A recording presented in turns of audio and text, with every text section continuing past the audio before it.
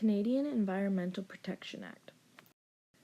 This environmental legislation is aimed to prevent pollution and protect the environment and human health. The purpose of this law is to reduce toxic substances, risks to human health, managing toxic substances, pollution, and waste, ensure harmful substances are phased out, and irregular vehicle engines and equipment emissions. Factors that influence this law are global warming, climate change, greenhouse gas emissions, acid rain, hunting of endangered species, deforestation, depletion of natural resources, pollution of water, soil, and air. Our daily life can easily affect the environmental law. By driving cars, we produce fumes by burning gasoline. Plastic bottles are pollutant that can't degrade. Paper is causing trees to be cut down, and not recycling helps resource landfills. The consequences of breaking these laws are tailored ranges of fines for different categories of offenders and introducing minimum fines and higher maximum fines for serious offenders. This also depends on whether you're a company owner or a worker. There has been changes to the law, but only slight because it's considerably new. The environmental law was enhanced to the quality of nature and environment. The water legislation was improved to help keep substances that are harmful out. The effectiveness of this law is how there has been economic growth and improvement with this new law. Throughout the years, air quality has also been improved.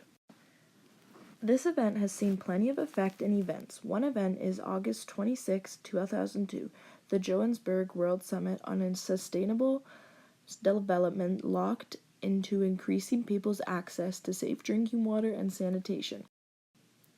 A second event is Kyoto Climate Change Protocol in February 16, 2005, looking into gas emissions. The third is An Inconvenient Truth written by Al Gore in May 26, 2006, a book that explains why we shouldn't ignore environmental problems. Concerns of this law are although we take the precautions sometimes, our world can still go through pollution. With climate change, there's a continued rising global temperature. In toxics, we continue to be exposed through water and food. For extractives, the global demand for coal, oil, and gas is rising, and for forests, the large support of nature and homes for Aboriginal people is lower. In 25 years, I believe that this law will be stricter and will continue to get larger. With pollution still going on, there will be stricter laws being used to cover more substances and more examples of pollution. Keeping Canadian oceans safe will mainly cover with marine and environmental protections. This case is hoping to ensure and enhance safety precautions while transporting goods. If passed, this law will compensate victims more rapid in response to oil spills and support marine safety research. This is my first case. My second case is chemical cleanup in Little Lakes. It is made to create a faster movement when cleaning up oil spills in lakes. My second case is Bates v. Dow AgroScience LLC. It's a case in which a Texas peanut farmer threatened to sue Dow AgroScience. Dow violated Texas labeling requirements.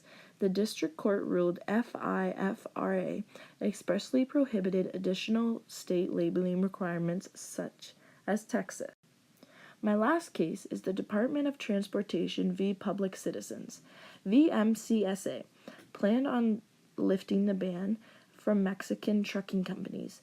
This was because of the large environmental impact they did not prepare for.